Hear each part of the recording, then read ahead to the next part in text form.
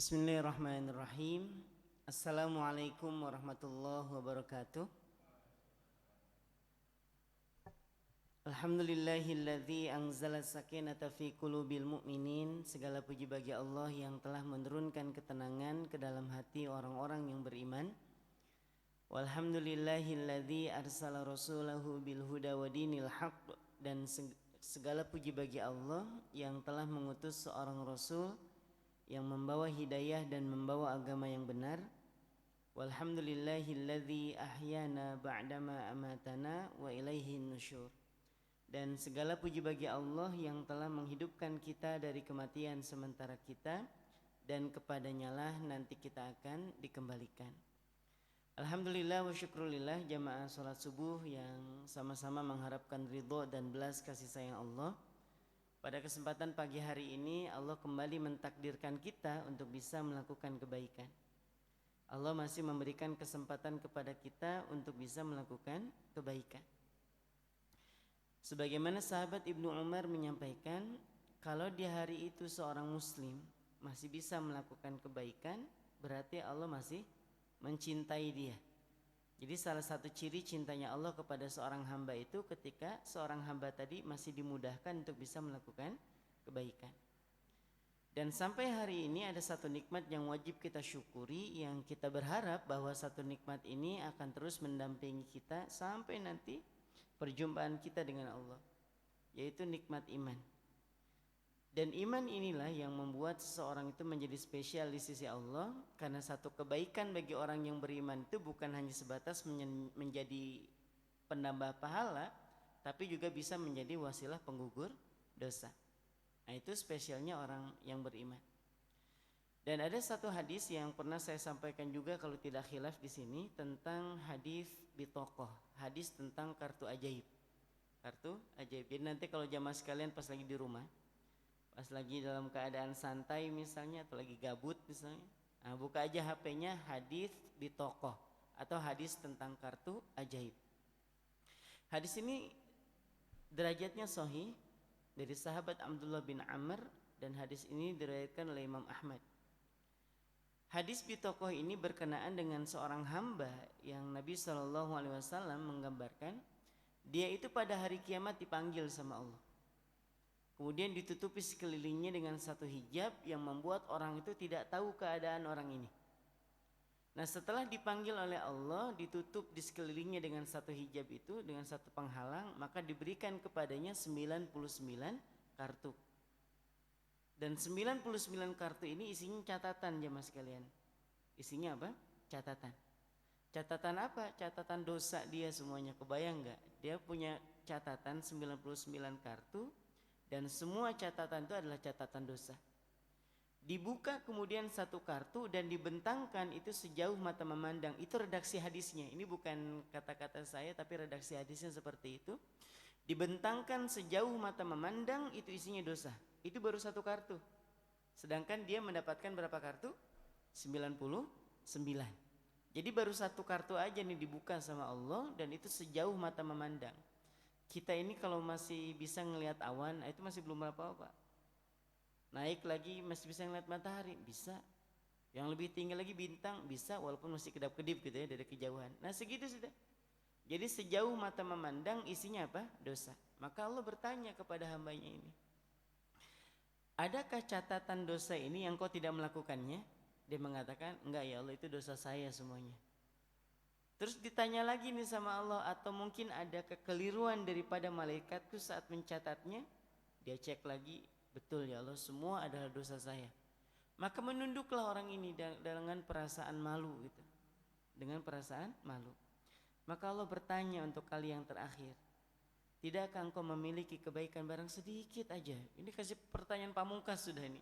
Jadi orang ini sudah mau putus asa gitu kan. Itu baru satu kartu jemaah sekalian. Itu baru satu kartu sejauh mata memandang, isinya tentang catatan dosa. Masih ada 98. Maka wajar ketika hamba Allah ini menunduk malu dengan dalam syarah ini, dalam penjelasannya hadis ini, menunduk malu sampai Allah bertanya, tidakkah engkau memiliki kebaikan barang sedikit aja? Dia mengatakan, enggak ada ya Allah, dosa semua. Maka Allah menyampaikan, engkau masih punya satu kebaikan. Masih punya satu kebaikan. Dia mengatakan, apa ya Allah? Maka diberikan kepadanya satu kartu. Jadi 99 kartu tambah satu jadi pas ya, jumlahnya 100. Dan Allah memerintahkan dia untuk buka. Ya Allah, malu, buka aja. Ya Allah, satu kartu saja sudah membuat hamba malu di hadapan Engkau, apalagi harus membuka satu kartu lagi. Ini bahasa kita, ini cemplungin aja ke neraka gitu ya. Ya Allah, sudah cemplungin aja sudah cukup gitu ya. Satu kartu aja udah cukup betul buat hamba ini masuk ke dalam neraka. Tapi apa kata Allah? Engkau masih punya satu kebaikan, buka. Maka atas perintah Allah dibuka nih satu catatan ini. Betul, ternyata dia masih punya satu kebaikan. Apa kebaikannya? Karena di dalam kartu tadi ada tertulis asyhadu alla ilaha illallah wa anna muhammadan abduhu wa rasuluh. Dia masih punya iman jemaah sekalian. Masih punya iman. Maka orang ini bertanya kepada Allah, ya Allah, ini kalimat ini apa ngefeknya gitu? Dibanding dengan 99 kartu yang semuanya adalah dosa, ini cuma kartu ini saja. Maka diletakkan dalam satu timbangan dan ternyata dia lebih berat dibanding dengan 99 dosa, 99 kartu yang berisikan dosa tadi, ya Allah. Jadi orang beriman itu spesial betul jemaah sekalian. Makanya kalau pas lagi gundah gulana, ngerasa putus asa, banyak kesalahan, banyak dosa, buka hadis tadi. Hadis bitokoh atau hadis tentang kartu ajaib itu. Ya, jadi orang beriman itu spesial betul gitu. Nah, bukan berarti setelah ini melakukan dosa ya, nggak apa-apa, nanti juga Allah bakal ngampuni, itu juga saya sudah beriman, nggak gitu konsepnya. Itu hanya rahmat Allah saja yang menentukannya. Nah, hari ini jamaah sekalian dirahmati Allah Subhanahu wa taala, sebagai wujud syukur kita karena hari ini kita masih ditakdirkan menjadi orang yang beriman. Hari ini kita akan melanjutkan kajian kita masih dari kitab yang sama, kitab Nasaihul Ibad, dan hari ini kita akan masuk kepada bab 5 perkara yang mengiringi 5 perkara lainnya. Menjadi 5 perkara yang mengiringi 5 perkara lainnya. Beliau menukil satu hadis Nabi SAW bahwa Rasulullah SAW bersabda, la yu'tillahu li ahadin khamsan illa waqad a'adalahu khamsan. Tidaklah Allah memberikan kepada seorang hamba itu 5 perkara kecuali memang sudah disiapkan 5 perkara lainnya. Saya ulangi, tidaklah Allah itu memberikan 5 perkara kepada seorang hamba kecuali Allah sudah menyiapkan 5 perkara lainnya. Gini nih Pak, jawabnya ya. Kita lapar, terus makan, habis makan kenyang. Kita haus, habis minum hilang hausnya. Nah, jadi tidak lain gambarannya gini, tidaklah seorang itu makan kecuali sudah disediakan buah dari makan tadi, yaitu rasa kenyang. Tidaklah seorang itu diberikan rasa haus kecuali setelah minum dia akan hilang dahaganya gitu ya. Nah, ini sama halnya ketika Nabi menyampaikan tidaklah seorang hamba diberikan 5 perkara ini kecuali Allah sudah menyiapkan baginya 5 perkara lainnya. Apa itu wahai Rasul? La yu'tihi asyukra illa waqad 'adalahu ziyadah. Tidaklah seorang itu diberikan rasa ingin bersyukur, berterima kasih kepada Allah kecuali memang Allah sudah sediakan apa? Tambahannya. Saya ulangi sekali lagi, tidaklah seorang itu diberikan rasa bersyukur, mau berterima kasih kepada Allah kecuali memang Allah pengen ngasih dia apa? Tambahan. Gambarannya gini Pak, tidak setiap orang itu ketika diberikan rezeki itu mampu bersyukur. Tidak semuanya. Ada orang yang menganggap, alah cuma kecil kayak gini aja, biasa ya Ustaz, hari-hari dapat kayak gini. Atau ada orang itu sama sekali gak menerima gitu. Kenapa gak enak betul wajah nyukul lihat. Ustaz, mintanya apa dapatnya apa, kan?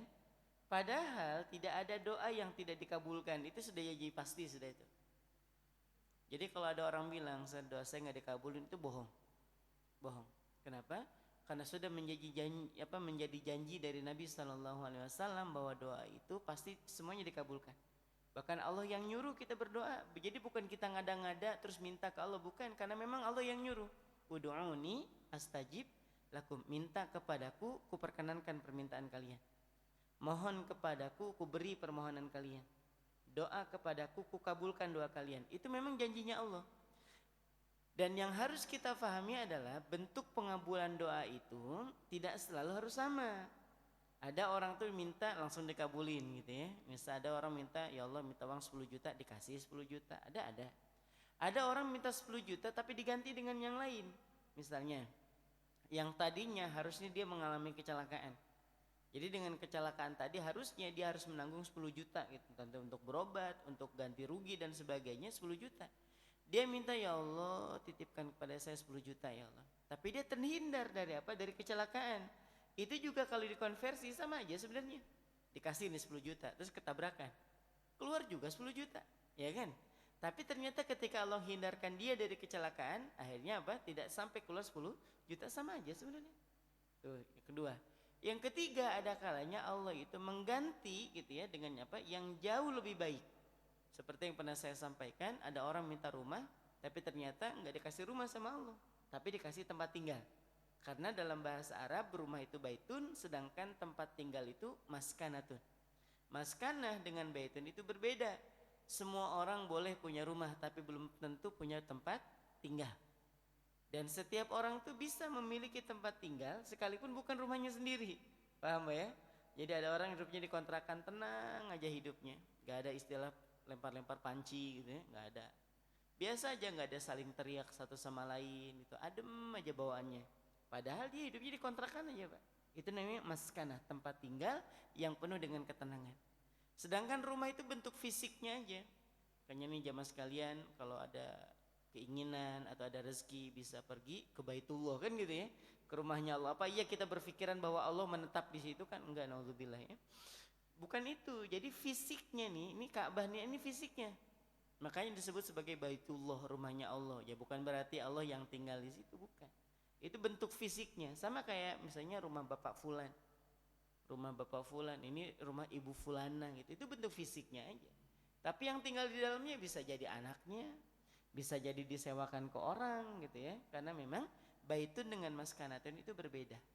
Maka dari itu jemaah sekalian, doanya itu minta rumah tapi Allah kasih tempat tinggal.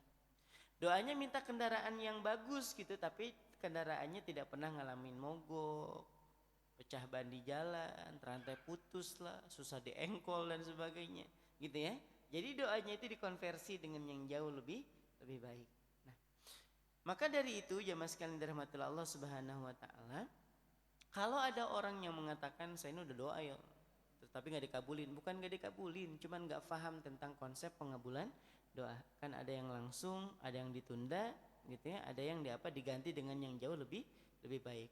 Atau yang terakhir kata Nabi, disimpan sampai nanti di akhirat gitu. Jadi nggak ada doa yang nggak dikabulin. Kalaupun tidak dikabulkan di dunia, nanti Allah kasih nanti di akhirat. Itu janji dari Nabi SAW. Baik. Nah seseorang ini ada yang dikasih rezeki sama Allah, terus kemudian dia mudah bersyukur. Udah keren betul loh Pak, sekecil apapun rezekinya. Nah kalau ada orang kemudian dikasih rezeki sedikit dan di hatinya bilang ya Allah makasih banyak gitu.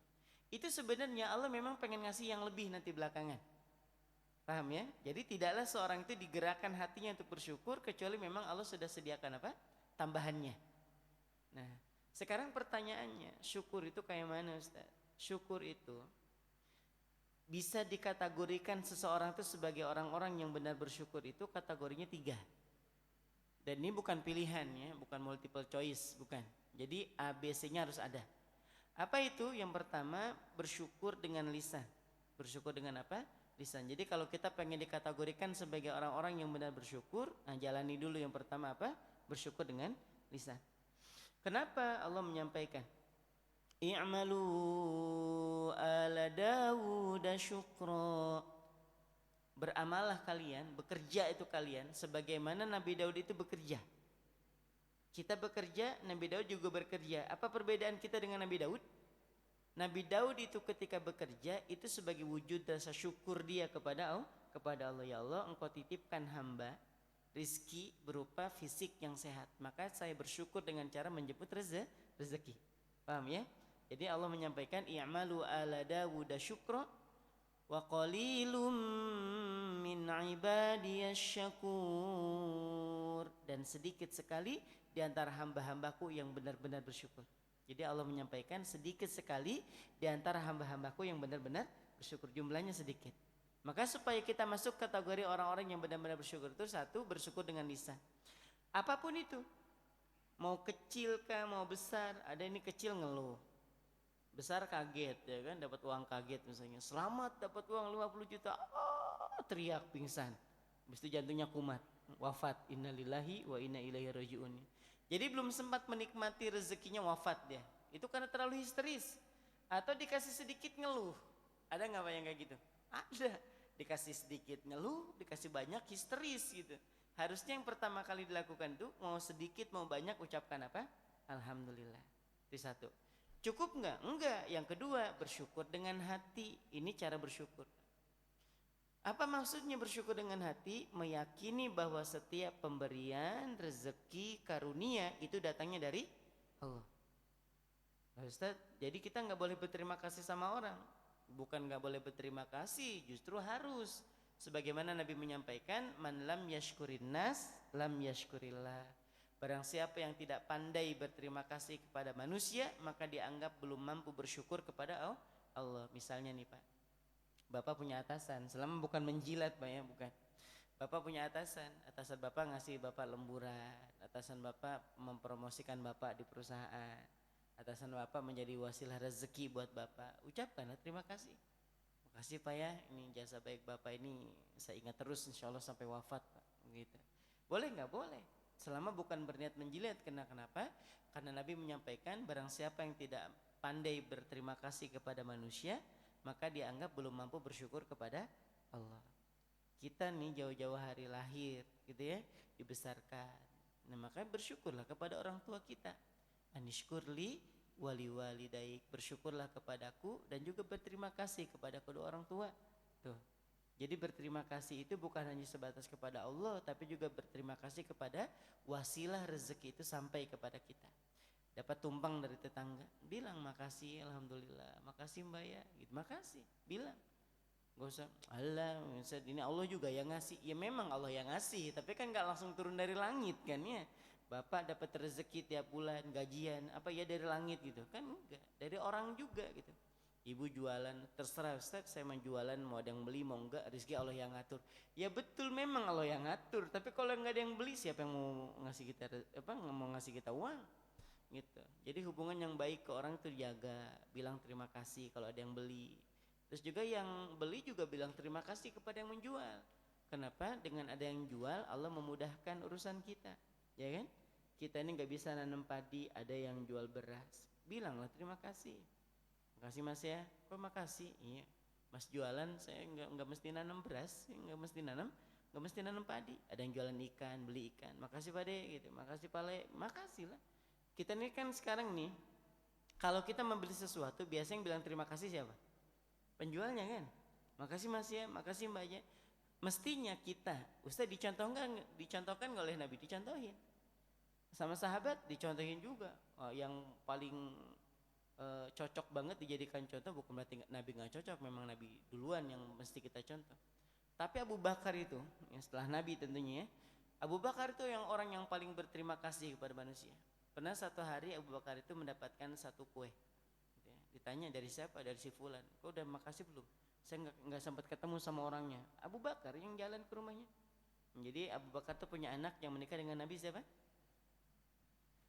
Ibunda Aisyah radhiallahu anha. Jadi Abu Bakar tuh dapat satu roti, terus kemudian ditanya dari siapa? Dari si Fulan.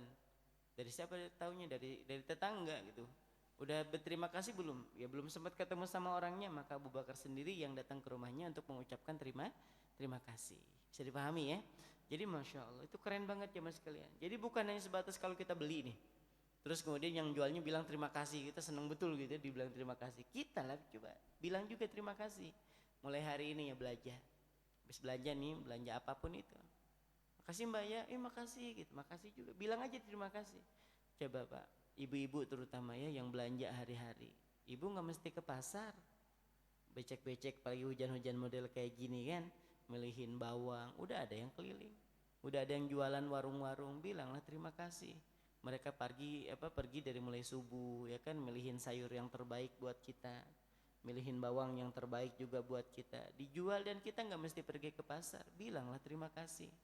Ada orang jualan keliling, jualan kerupuk, ini yang jualan kerupuk bilang ke kita terima kasih, kita merasa bangga betul udah ngasih dia ngasih dia rezeki. Enggak gitu konsepnya. Ada orang jualan kerupuk ngasih ke kita 5.000, bilang makasih gitu. Paham ya? Jadi saat dia bilang terima kasih, kita bilang sama-sama lebihin lah sedikit. Makasih juga ya. Gitu. Bisa dipahami ya? Karena apa? Karena Nabi menyampaikan barang siapa yang tidak pandai berterima kasih kepada manusia, maka dianggap belum mampu bersyukur kepada Allah. Baik, kita lanjutkan. Dan ini sudah menjadi janji dari Allah, la in syakartum la azidannakum. Barang siapa yang mau berterima kasih kepadaku, ku tambah. Nah, penambahan ini bukan hanya sebatas nominal, ya, tapi juga kualitas, Pak. Misalnya gini, kita berterima kasih kepada Allah atas rezeki 10.000. Bisa jadi yang 10.000 ini bisa lebih awet dibanding yang 50.000 kalau Allah titipi keberkahan. Kita ini jamaah sekalian, kalau kita mau jujur-jujuran nih, rezeki yang kita terima dari hasil kita bekerja itu kita catat. Misalnya jamaah rata-rata di sini berapa penghasilannya? 20 koma lah ya. Kelihatan wajah-wajahnya 20 koma. Ada yang 25 koma ya, tergantung kreditan memang ya. Semakin banyak kreditannya ya semakin sedikit komanya. Berapa gajinya? 10 koma Ustaz. Gede itu, enggak, Ustaz, tanggal 10 ke atas sudah koma ya. Tanggal 15 sudah sakaratul maut ya kan. Tanggal 20 sudah memang ngap-ngapan lah sudah. Gali lubang tutup jurang ya, bukan lagi lubang ya. Jadi jemaah sekalian, misalnya jemaah sekalian punya penghasilan yang di stroke gitu ya, yang ada slipnya tuh misalnya taruhlah 4 juta. Catat baik-baik 4 juta. Dan hitung secara detail, kalau kita mau hitung-hitungan sama Allah itu enggak cukup. Ini seriusan ini. Dan pernah saya coba juga ternyata. 4 juta itu dari mulai cicilan rumah, servis motor, beli bensinnya, sayur, kondangan, tetangga kiri kanan ya kan, dana tak terduga, terus aja sampai detail. Pulsa ya, terus nanti kalau di jalan haus beli es 5.000 misalnya, catat sedetail mungkin. Itu enggak cukup. Kalau nekat silahkan aja. Maka Nabi SAW sebagaimana dijelaskan oleh Syekh Sofi Rahman Al-Mubarakfuri, Nabi itu pernah menegur dalam tanda kutip Ibunda Aisyah radhiyallahu anha. Apa tegurannya? Bukan berarti Ibunda Aisyah itu salah, enggak. Ibunda Aisyah itu dalam satu kesempatan ketika mengambil gandum itu dari tempatnya, itu penasaran ya, dilihat gitu, tinggal segini, memang tinggal segitu, habis. Tapi sebelumnya padahal Nabi menyampaikan saja nggak usah pakai dilihat gitu kan, nggak usah pakai diliatin, yang ngambil aja gitu, nggak usah pakai ditakar gitu udah. Nanti biar Allah yang mencukupi. Dan memang nggak bisa habis. Sampai kemudian Bunda Aisyah penasaran, dibuka tinggal sedikit, memanglah habis gitu. Nah di sini kemudian dijelaskan oleh Syekh Sofiyah Rahman Al-Mubarakfuri bahwa rezeki yang Allah titipkan kepada kita itu kadang di luar nurul gitu ya. Di luar apa? Di luar nurul. Contohnya kayak tadi jemaah sekalian, kalau nekat pulang dari sini diskusi sama istrinya, gaji kita berapa Bu sebulan, catat betul-betul. Di situ tulis juga kalau ada akikah ya kan, pasti ada aja akikah kan, satu bulan tuh kan, ada aja akikah. Atau tetangga ngundang, atau tetangga khitanan, itu kan kalau datang cuma modal muka aja kan, gimana gitu kan, ada lah uang salam tempel gitu kan, dinyiapin buat anaknya yang lagi khitan, paling enggak 50.000 atau 100.000. Itu kan biaya di luar dugaan semua Pak. Jadi kalau Bapak nekat detailin, sedetail-detail mungkin, itu hitungannya nggak cukup. Coba aja, memang nggak cukup. Tapi kenapa sampai hari ini kita tetap berjalan hidupnya? Masih bisa ada agenda healing, ya kan? Sabtu Ahad, kadang tahu-tahu si anak ngajak jalan-jalan aja. Istri ngajak pengen belanja aja. Ada aja di sini, ada. Nah itulah Allah yang Al-Kafi, Allah yang Maha mencukupi. Dan ini tidak akan pernah dirasakan oleh orang-orang yang tidak pandai bersyukur. Gak bakal Pak.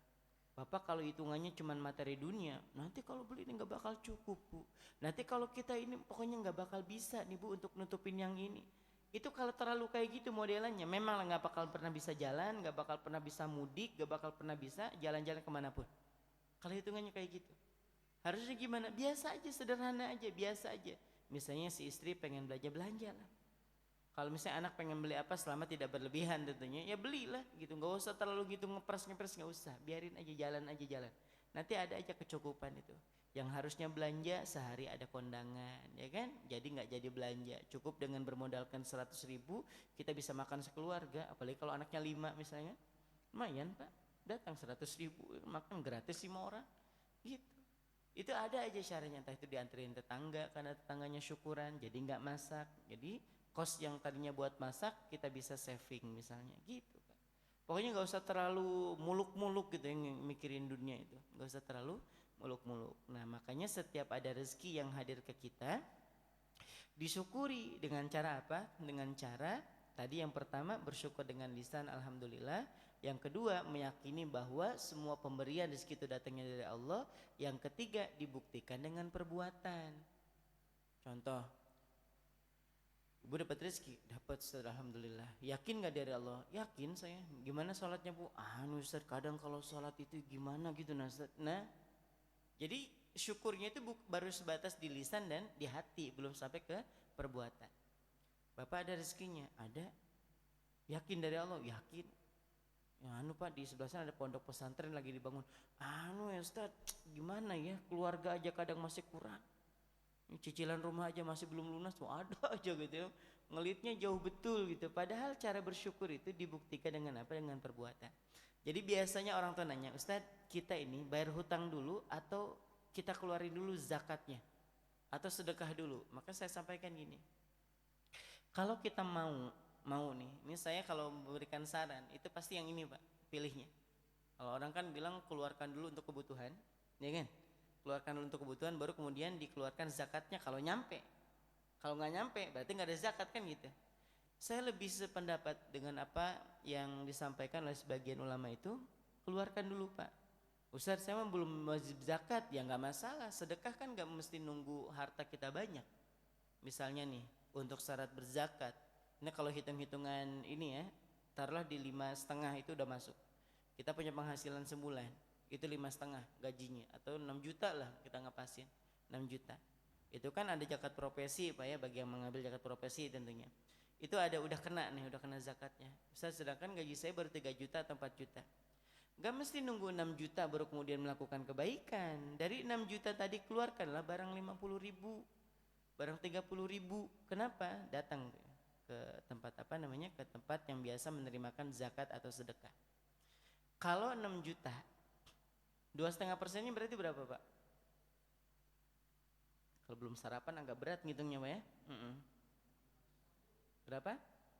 150.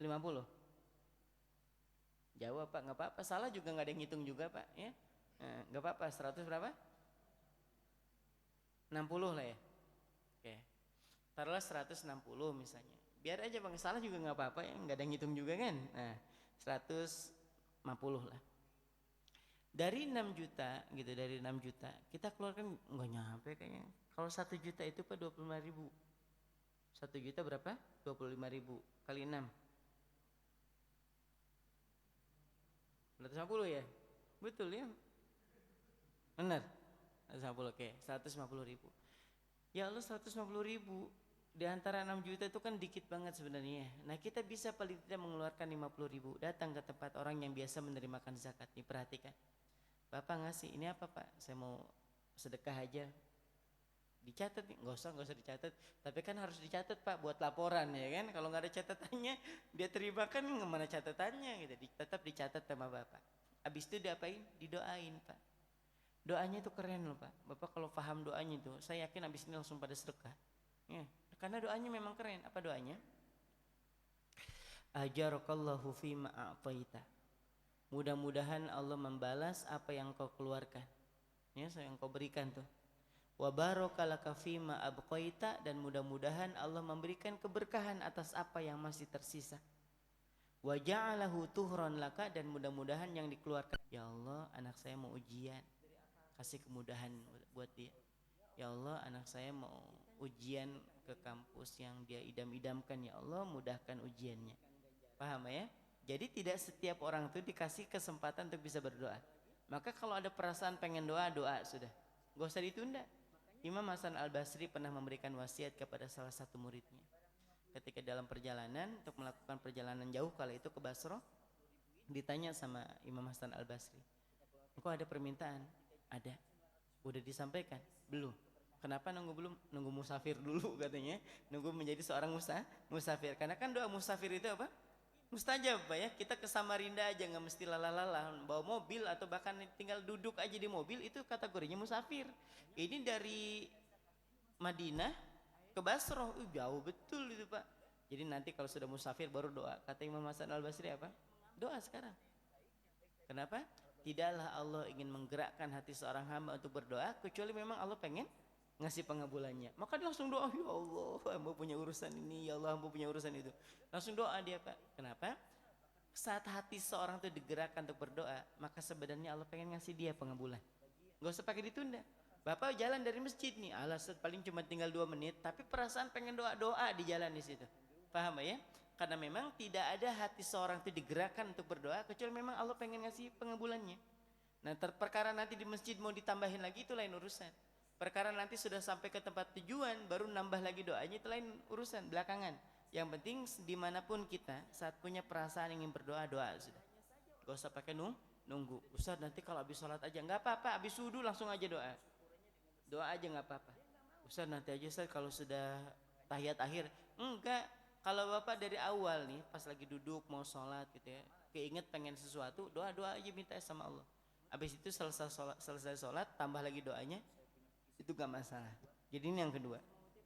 Karena pemberian seperti ini Allah yang hadirkan jamaah sekalian, bukan keinginannya kita. Gitu ya. Yang ketiga, wala yu'tihi al-istighfara illa waqad adalahul ghufran. Tidaklah seorang itu, kata Nabi SAW, diberikan kesempatan untuk mohon ampun kecuali memang Allah pengen ngampuni dia. Pas di jalan nih ingat dosa nih. Kan ada petuah dari sebagian hukama atau al-hikmah zaman dulu itu. Mereka menyampaikan tentang ciri amal kebaikan itu diterima dan tentang ciri kesalahan itu diampuni. Nah, ciri apanya? Cirinya gini. Kalau amal kita nih kita pengen tahu diterima atau enggak sama Allah, cirinya salah satunya kita lupa dengan kebaikan itu. Itu ciri amal diterima, Pak. Bapak pernah nyumbang ke masjid, gak tahu kapan itu, dan Bapak lupa bahkan. Nah itu ciri amal yang diterima. Tapi kalau hari-hari Bapak nginget gitu ya, saya pernah juga nyumbang itu jam yang ada di masjid itu. Bapaknya bukan baterainya, coba baterainya ya. Masih ingat dia nyumbang baterai, padahal pengurus sudah ganti berkali-kali itu baterai, tapi dia masih ingat pernah nyumbang apa? Baterai. Ini ciri amal yang bukan berarti nggak diterima, bukan. Tapi kalau kita melakukan sesuatu dan kita lupa dengan sesuatu itu ciri amal yang diterima. Misalnya Bapak pernah ditegur sama orang, Pak, masih ingat saya? Iyalah kita kan kenal. Enggak, maksudnya Bapak pernah bantu saya lupa dulu. Kapan? Ada Pak dulu waktu itu pinjam duit. Saya lupa ya sudah. Nah paham ya. Jadi pernah Bapak bantu orang, memang Bapak niatnya bukan mau minjemin, bukan. Memang aku kasih aja. Gitu. Udah buat kamu aja, sudah bawa aja nggak apa-apa. Pakai aja. Dan sampai lupa kita pernah bantu dia. Nah itu ciri amal yang diterima. Nah sedangkan untuk dosa yang diampuni itu adalah ciri dosa yang kemungkinan besarnya diampuni adalah dosa yang selalu diingatkan sama Allah. Jadi kalau kebaikan yang dilupakan sama Allah. Kalau dosa yang selalu diingat yang selalu Allah ingatkan itu dosa yang diampuni. Misalnya pas lagi duduk gitu kan, ingat dosa ya Allah, dosa yang itu ya Allah ampuni. Pas lagi ziarah gitu kan ke Makkah, ke Madinah, diingetin dosa ya Allah, dosa yang itu kayaknya belum diampuni ya Allah ampuni gitu. Jadi kalau dosa itu diingetin sama Allah itu adalah kebaikan, tapi kalau amal sampai dilupakan sama Allah itu juga adalah kebaikan. Paham Pak ya? Nah, saat kita diingatkan oleh Allah tentang dosa, maka bersegera untuk mohon ampun. Pas di jalan ingat dosa. Ada seorang tuh pernah gini, Ustaz, saya ini setiap kali lewat situ saya nangis. Ke sana saya nangis. Kenapa? Itu kan nama-nama hotel kan dia sebutin, saya hafal gitu. Ustaz hotel ini. Dia sebutin Pak, Balikpapan aja nih Pak. Nih, Balikpapan. Saya bilang, rajin betul Pak ke hotel gitu ya. Iya Ustaz, banyak dosa katanya gitu Pak. Dia bilang gitu, dia yang bilang gitu, bukan saya. Dia bilang Ustaz, tempat itu saya nangis, kalau lewat sana saya nangis. Kenapa Pak? Saya ingat dosa Ustaz. Kenapa? Itu hampir semua yang saya tunjukin itu memang saya pernah melakukan dosa di dalamnya. Ya Allah, itu gimana Ustaz? Bagus, saya bilang. Bagusnya apa? Kalau orang itu masih diingatkan tentang dosa dan Allah ingetin dia nih pas lagi lewat di hotel A, diingetin nih dia pernah melakukan dosa di situ. Nah dengan ingatannya dia terhadap dosa, maka dia mohon ampun. Dan keinginan dia untuk mohon ampun sebenarnya memang Allah pengen mengampuni. Paham ya? Tidaklah seseorang itu diberikan perasaan untuk mohon ampun kecuali memang Allah pengen ngasih ampunan. Jadi nggak apa-apa Pak Bapak misalnya naudzubillah ya memang lah ternyata pernah melakukan keburukan di timur Balikpapan gitu ya. Agak ke sana sedikit ya. Kan di sebelah sana ada asrama putri Pak ya. Ada asrama putri. Jadi kalau malam putra putri nyampur di situ ya. Jadi asrama putra dan putri. Dulu di Kilo 17 ya, di Kilo 17. Enggak tahu sekarang masih ada atau enggak gitu ya. Di Kilo 17 itu ada asrama putri. Kalau malam jadi asrama putra dan putri ya. Nah, lewat sana terus ingat gitu ya, pernah melakukan dosa di sana, nangis, ya Allah maafkan saya. Itu memang karena memang Allah pengen ngampuni Pak. Jadi bukan berarti Allah tuh dendam, enggak. Sampai kapan? Sampai merasa hati kita itu tenang betul gitu ya. Lewat sana lagi nangis malu, ya Allah pernah melakukan dosa di sini. Ke Samarinda juga sama, ya Allah saya pernah melakukan dosa di sini, ya Allah ampuni saya. Enggak apa-apa Pak. Justru itu bagus. Justru kalau hati kita ini pas lagi lewat di tempat kita melakukan maksiat biasa aja, berarti hati kita yang mati memang. Dan Allah enggak mau ngampuni kita. Maka dari itu kalau diingatkan dosa maka bersegeralah untuk mohon ampun. Kenapa? Karena seorang itu diberikan rasa ingin mohon ampun aja sudah memang Allah sudah siapkan ampunannya. Ini gufron itu artinya ampunan, bukan yang bisa bahasa Suryani ya, bukan. Ini gufron ampunan ya maksudnya ya. Jadi nggak melebar kemana-mana nih. Lalu kemudian yang keempat, wala yu'tihi at-taubata illa waqad 'adalahul qabul. Tidaklah seorang hamba itu diberikan perasaan ingin bertaubat, ingin kembali kecuali memang Allah sediakan penerimaannya.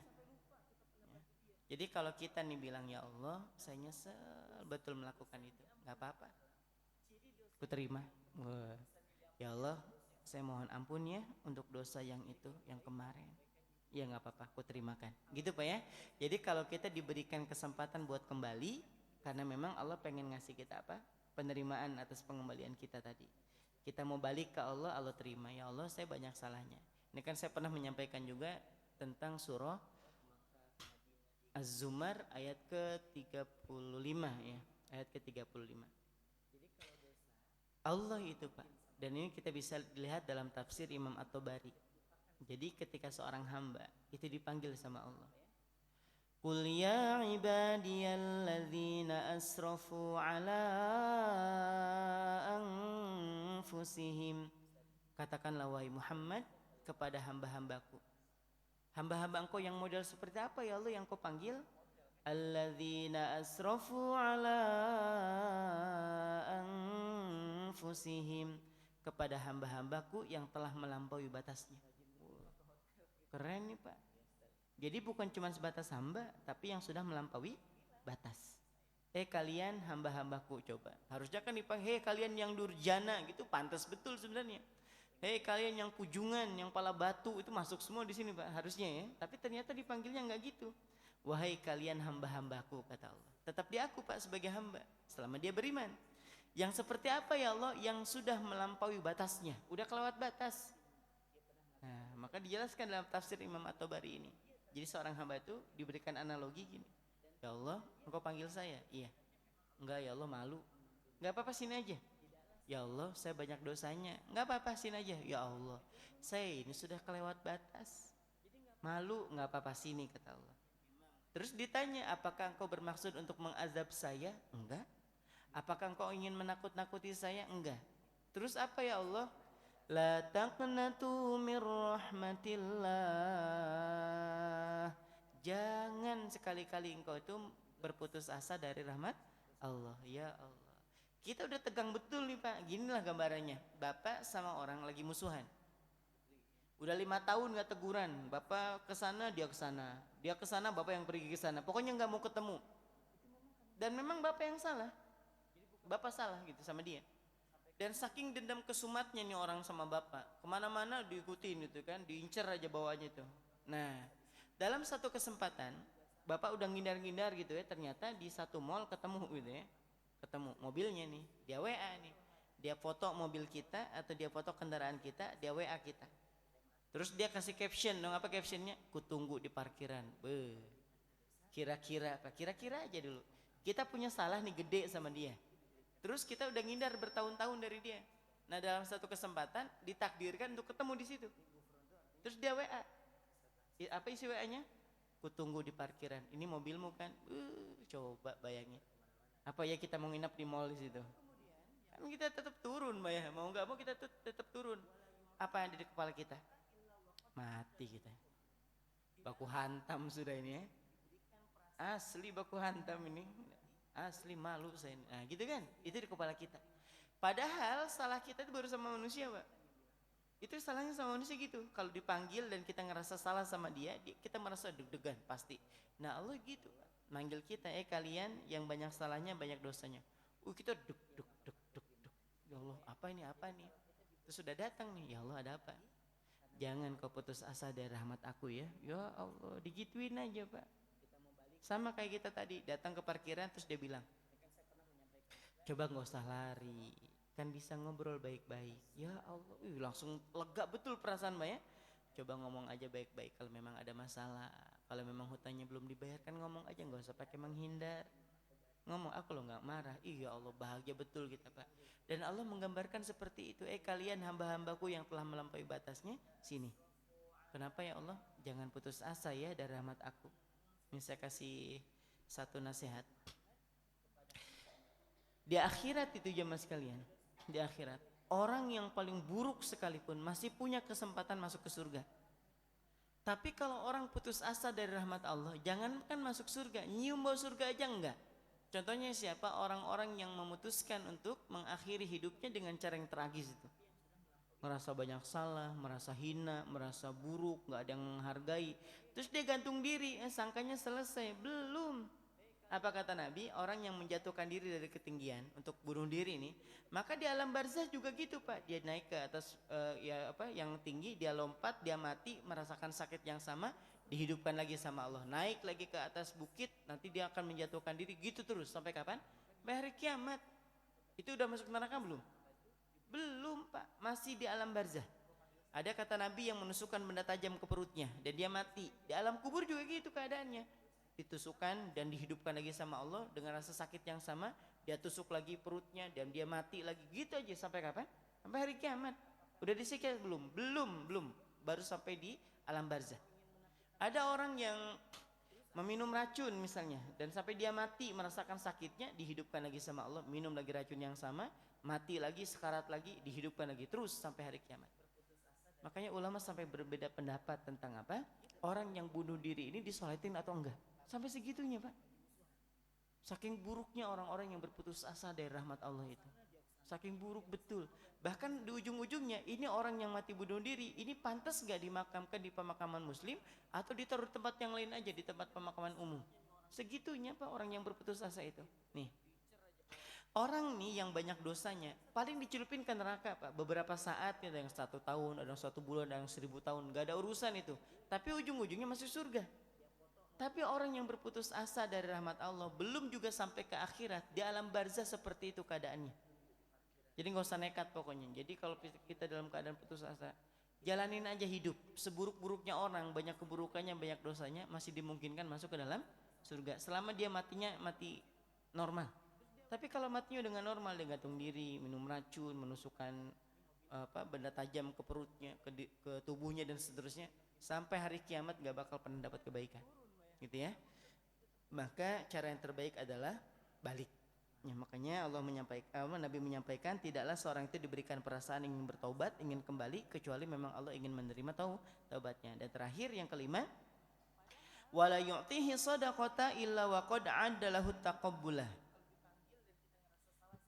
Dan tidaklah seorang itu digerakkan hatinya untuk bersedekah kecuali memang sudah Allah sediakan orang yang menerimanya, orang yang akan menerimanya. Atau pengertian yang lain, tidaklah seorang itu diberikan perasaan ingin bersedekah kecuali memang Allah ingin menerima sedekahnya, ingin menerima sedekahnya. Maka di sini jamaah sekalian dirahmati Allah, perasaan ingin memberi itu hadirnya dari Allah. Maka saat kita mengabaikan perasaan ini, lama-lama hati kita akan jadi mati. Pernah saya sampaikan juga, misalnya kita nggak pernahnya beli koran, Pak, di jalan itu. selain kita taat aturan gitu ya, karena memang kita ngerasa bahwa ya, anak-anak itu kok nggak sekolah gitu kan, akhirnya mereka jualan, akhirnya keenakan jualan gitu. Mungkin pemikiran kita pemikiran negatif lah intinya. Kita nggak pernah beli koran di jalan, tapi dalam satu kesempatan ngelihat anak jualan koran kok kayak ada perasaan apa, kasihan, pengen ngasih. Koran itu kan masih 2.000 3.000 ya, nah, berapa ini dek? 2.000 om, 2.000, kita kasih 5.000. Gak usah diangsul buat tadi aja. Makasih om, makasih. Paham ya? Padahal sebelum-sebelumnya jangankan beli koran gitu kan, yang dikasih aja kita nolak kadang gitu. Nah, tapi dalam satu kesempatan ada perasaan pengen ngasih Pak. Lagi makan nih, ada orang keliling gitu kan, entah dia minta-minta lah, entah itu dia sholawatan gitu kan, bawa kecerek-kecerek kayak gitu nih, bawa botol kosong, mau sholawatan gitu.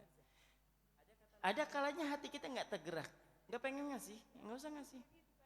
Tapi ada kalanya Allah gerakan hati kita, itu kayak pengen ngasih Pak, nggak usah ditunggu. Pernah Pak ngerasain gitu ya? Ada orang nih udah capek-capek kelihatan, tapi kan kayak nggak ada gerak sama sekali hati, ya udah ngebiarin aja. Tapi ada kalanya orang tuh datang gitu kan, ada perasaan gitu, langsung pengen ngasih, kasih Pak. Itu perasaan dari Allah. Ada nggak hadisnya? Ada. Nabi SAW bersabda, ittaqu firasyatal mu'min.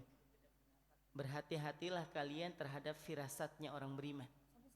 Firasatnya orang yang beriman. Kenapa? Fa innahu yara binurillah, karena firasatnya orang beriman itu melihatnya dengan cahayanya Allah. Maksudnya Allah yang bimbing. Makanya hatinya gerak. Tadinya nggak mau beli, digerakin sama Allah untuk belilah. Tadinya nggak pengen ngasih, tapi digerakin sama sama Allah, hatinya jadi pengen ngasih, ada perasaan kasihan, kasih. Karena perasaan-perasaan seperti ini itu Allah yang hadirkan. Termasuk halnya saat kita mau bersedekah, maka bersedekah dengan segera. Kenapa? Saat kita bersedekah memang Allah pengen menerima sedekah kita, atau memang sudah Allah siapkan orang yang untuk menerimanya. Paham di sini ya? Jadi apapun niatannya, kalau hati kita udah pengen sedekah sudah Pak. Kita ini kan kadang pas lagi buka WA gitu kan, atau ada nge-share di grup, dibuka open donasi misalnya, untuk apa? Untuk pembangunan pondok pesantren. Itu tahu nyangkut aja di HP kita. WA dari orang, dari grup gitu kan, nyampe ke kita dan kita baca itu. Terus ada perasaan dalam hati, ya Allah pengen Nah, ibu tuh nggak usah ditunda. Ambil HP-nya, kalau memang bisa transfer. Barang 100.000 nggak apa-apa. Share aja 100.000 atau 50.000 misalnya. Kenapa? Karena perasaan ingin bersedekah itu Allah yang hadirkan. Kalau ada perasaan sedekah kemudian kita abaikan, terus pengen ngasih kita abaikan, lama-lama Allah nggak mau ngasih lagi nih, perasaan kepekaan seperti ini. Maka lama-lama mau ada orang bawa proposal ke, mau ada orang ngemis ke, mau ada orang minta, bahkan minta tolong ke kita nggak punya rasa. Ya. Maka betul apa yang disampaikan oleh sahabat, bukan sahabat ya, karena beliau lahirnya 10 tahun setelah baginda Nabi meninggal. Itu Imam Hasan Al-Basri. Itu pernah menangis semalaman suntuk. Muridnya pas mau pergi, imamnya lagi nangis. Kan setelah isya itu kan selesai nih, karena menjalankan sunnah istirahat. Habis selesai sholat isya, muridnya ini mau pamit.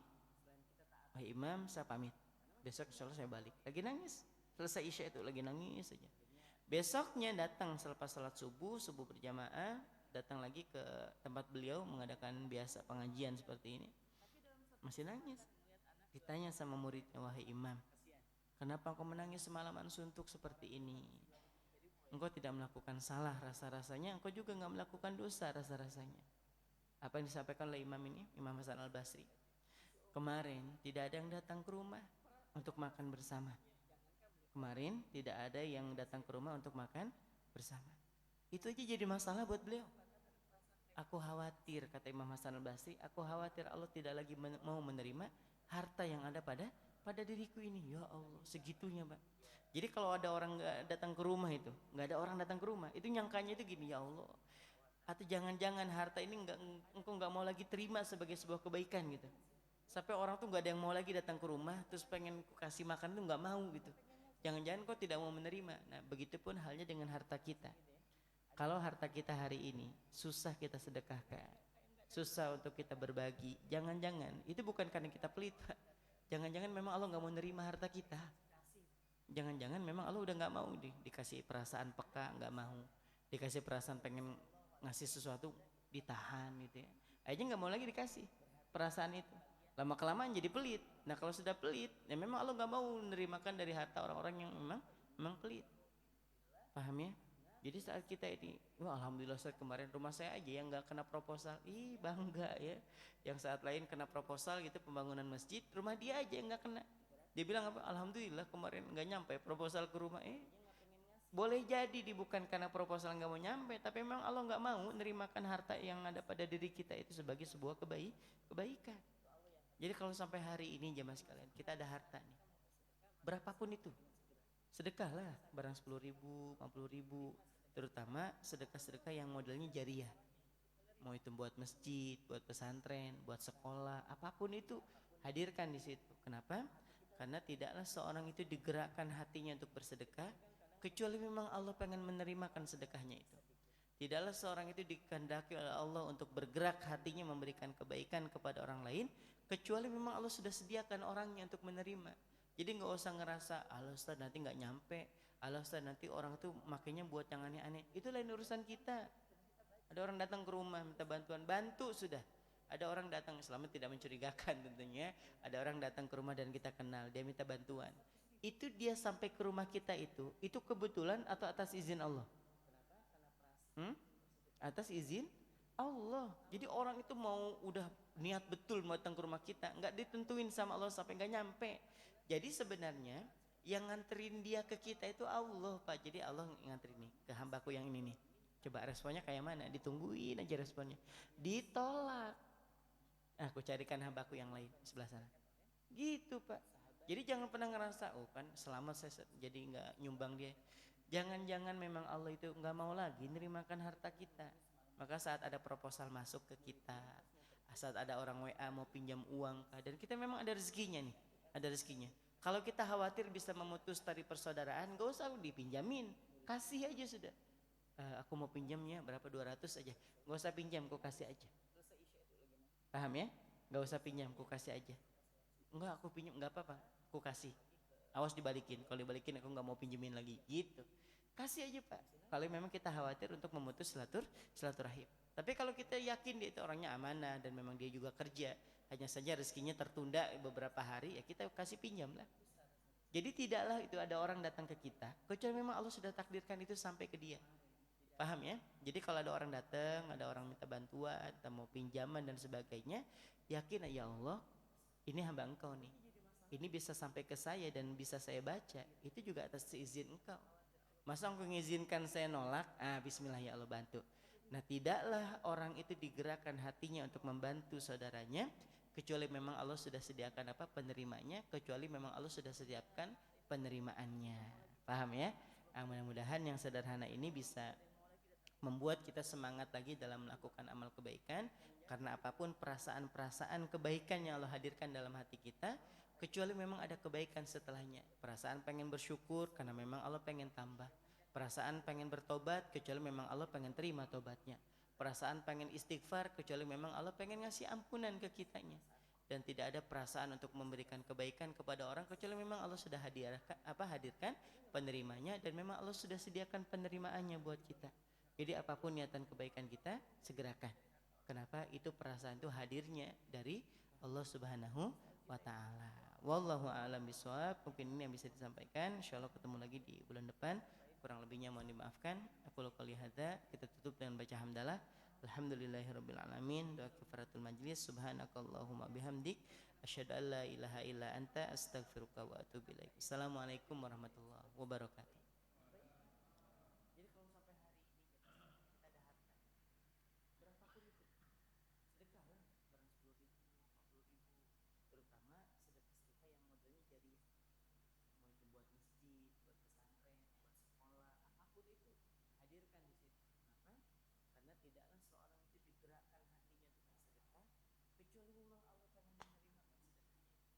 Tidaklah seorang itu dikehendaki oleh Allah untuk bergerak hatinya memberikan kebaikan kepada orang lain kecuali memang Allah sudah sediakan orangnya untuk menerima. Jadi nggak usah ngerasa Allah Ustaz nanti nggak nyampe, Allah Ustaz nanti orang tuh makanya buat yang aneh-aneh.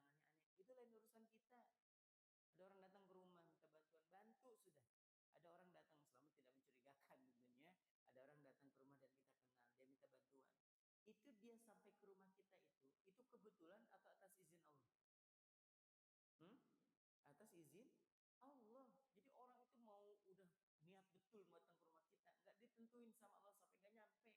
Jadi sebenarnya yang nganterin dia ke kita itu Allah, Pak. Jadi Allah nganterin ke hambaku yang ini. Coba responnya kayak mana? Ditungguin aja responnya. Ditolak. Nah, aku carikan hambaku yang lain sebelah sana. Gitu, Pak. Jadi jangan pernah ngerasa, oh kan selama saya jadi nggak nyumbang dia. Jangan-jangan memang Allah itu nggak mau lagi menerimakan harta kita. Maka saat ada proposal masuk ke kita, saat ada orang WA mau pinjam uang, dan kita memang ada rezekinya nih, ada rezekinya. Kalau kita khawatir bisa memutus tali persaudaraan, gak usah dipinjamin, kasih aja sudah. Aku mau pinjamnya berapa 200 aja, gak usah pinjam, aku kasih aja. Paham ya? Gak usah pinjam, aku kasih aja. Enggak, aku pinjam, enggak apa-apa, aku kasih. Awas dibalikin, kalau dibalikin aku nggak mau pinjemin lagi, gitu. Kasih aja Pak. Kalau memang kita khawatir untuk memutus silaturahim. Tapi kalau kita yakin dia itu orangnya amanah dan memang dia juga kerja, hanya saja rezekinya tertunda beberapa hari, ya kita kasih pinjam lah. Jadi tidaklah itu ada orang datang ke kita, kecuali memang Allah sudah takdirkan itu sampai ke dia. Paham ya? Jadi kalau ada orang datang, ada orang minta bantuan, ada mau pinjaman dan sebagainya, yakin ya Allah, ini hamba engkau nih. Ini bisa sampai ke saya dan bisa saya baca. Itu juga atas izin engkau. Masa mengizinkan saya nolak? Bismillah ya Allah bantu. Nah, tidaklah orang itu digerakkan hatinya untuk membantu saudaranya kecuali memang Allah sudah sediakan apa penerimanya, kecuali memang Allah sudah sediakan penerimaannya. Paham ya? Mudah-mudahan yang sederhana ini bisa membuat kita semangat lagi dalam melakukan amal kebaikan, karena apapun perasaan-perasaan kebaikan yang Allah hadirkan dalam hati kita, kecuali memang ada kebaikan setelahnya. Perasaan pengen bersyukur karena memang Allah pengen tambah. Perasaan pengen bertobat kecuali memang Allah pengen terima tobatnya. Perasaan pengen istighfar kecuali memang Allah pengen ngasih ampunan ke kita ini.